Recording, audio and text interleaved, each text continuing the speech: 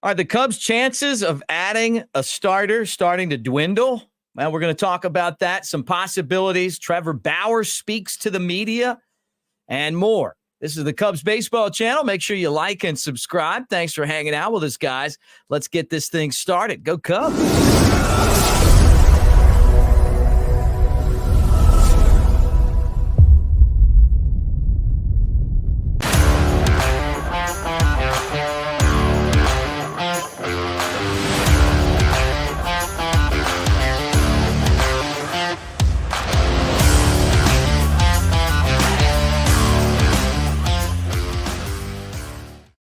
What do you say, everybody? Welcome to the Cubs Baseball Channel. I'm Mick Gillispie. Make sure that you like and subscribe, and thanks for hanging out with us here. I'm at Broadcaster Mick on the socials. Our show, by the way, is presented by the Cubs AA affiliate, the Tennessee Smokies. Find out about their team store at smokiesbaseball.com/store. All right, let's get into it. Lots to talk about. Are the Cubs' chances of signing a starter dwindling? Well, according to Jeff Passan, some of the targets that were mentioned with the Cubs may not be available, or at least making a trade for those players is becoming less likely. Now, we saw the Dodgers go out and sign Yamamoto. The Padres have gotten a couple of pitchers this offseason. What's going to happen with Imanaga? That is going to be decided here in the next few days. January the 11th is his last day before he has to either have a deal or he's not posted anymore. I guess we call that unposted. So you'd have to go back to Japan. One of his teammates, though, we're going to talk about coming up in Trevor Bauer. But what does that leave the Cubs? Well, if, say, they don't get Imanaga, then all of a sudden, would Jordan Montgomery or Blake Snell be options? Well, I haven't seen anywhere or heard anything that the Cubs are involved with those two. Now, the Cubs could possibly make a trade. We've talked about that. Could they wheel and deal with the White Sox across town and bring in Dylan Cease? Possibly. And that is going to eventually happen. Could they trade Cleveland for Shane Bieber?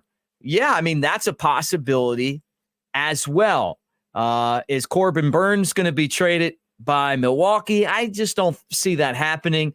And I don't know that they would trade him to the Cubs anyway after the Cubs got Craig Counsell. And I think there's definitely some hurt feelings there. At least it felt like that. Maybe things have calmed down since the press conference and all the shock and awe after that move was made. So what do you do if you're the Cubs? Well, you got to be creative because you need a starter to replace Marcus Stroman, or at least you would think so. Now, he wasn't with the team down the stretch last year when they were really playing their best baseball because he was injured.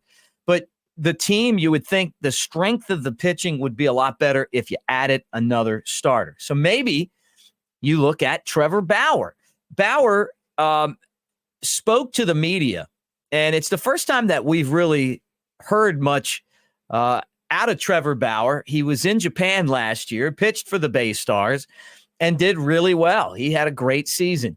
Bauer says he'd love an opportunity to do things better. He talked about some of his decision-making, some of the things that he did in the past. And you're talking about a guy that had a 324-game suspension reduced to 191 games. You're talking about a guy who has teammates that have had an issue with him in the past. He's been kind of an oddball, but he's also a great pitcher. He's also been accused of some things that weren't true, and he's dealt with some lawsuits, one of which, the big one, was settled out of court when he got the evidence that he didn't do it. And in the world that those guys live in with the kind of money that they have, they really have to be careful. And he says that he is. One of the things that he's talked about is making better decisions and not putting himself in that position. So maybe he's wised up. And it's something that we talked about before. I mean, I didn't need this article to know that even the densest of people, would have to, after going through all of this that he's gone through, realize that it's time to start making better, more mature decisions. Try to put yourself in better spots. And this story that I read is certainly a story that I feel like is exactly that, where he basically says that he'd like a second chance, and that if he got it, that he would do a much better job, with it. So that's good. It's exciting to see what's going on right now as far as the pitching market is concerned, but it's been slow and boring for the Cubs because so far they haven't got anything done. Now there's a lot of competition for pitching. So if they're going to sign one of these guys or make a trade, it's going to be costly. And so I'm curious to see where this ends up. But just some guys and some things to think about today. And if anything breaks, obviously we'll jump on. Now, I did want to talk about Ryan Jensen. Ryan Jensen was a Cubs first-round pick and a former star in college at Fresno State. And he was a Cubs first-round pick, I want to say, in 2019 off the top of my head. I'm pretty sure I'm right.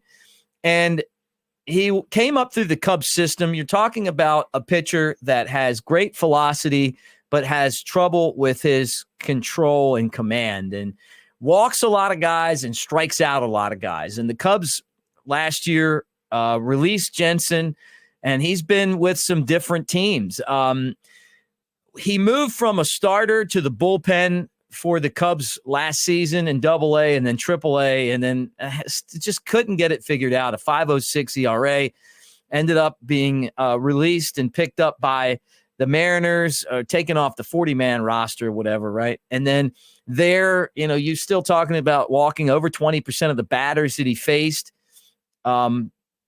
which teams aren't going to put you in the big leagues if you do that. And even in his entire career, he still has walked 14% of the batters that he faced in his entire minor league. So anyway, this is the fourth team in the Twins that are going to give him a chance. They're looking at the velocity that he throws with, and if you could ever figure this out, because he's got so much movement, you might be able to really make something of him. Yeah, 27th overall pick in the 2019 draft. So I wish him good luck. He's a guy that I really do like. I hope that it eventually comes together for him. He was with the Marlins. Now he's with the Twins, obviously the Cubs and the Mariners, but the talent is there, but it's the technique that he's got to figure out. And a disappointment for the Cubs, certainly, when you draft a guy and you just can't seem to figure out how to get them to do the one thing that you really have to do as a pitcher, and that's throw strikes. But if he does figure it out and teams obviously think that there's still a chance there, then, he could be one of those great pitchers that I could see him being a late inning guy because of his velocity and the movement. But until he figures out how to throw strikes, he's going to be the guy with a lot of talent and really no success, because you got to throw strikes to survive in the game of baseball. All right, that does it for us, guys. Appreciate you hanging out with us here on the Cubs Baseball channel. Make sure you like and subscribe. If anything breaks, we'll jump on and tell you about it. Obviously, it's that time of year right now where you're starting to get a little bit closer to spring training, Cubs convention coming up. So a lot of really fun stuff. And the deadline here to make moves, you would think, is starting to shrink. It's going to start with Imanaga, and then obviously spring training, you want to have a lot of your moves made so that you can get your team there and figure out what you got. Anyway, thanks for hanging out. Go Cubs.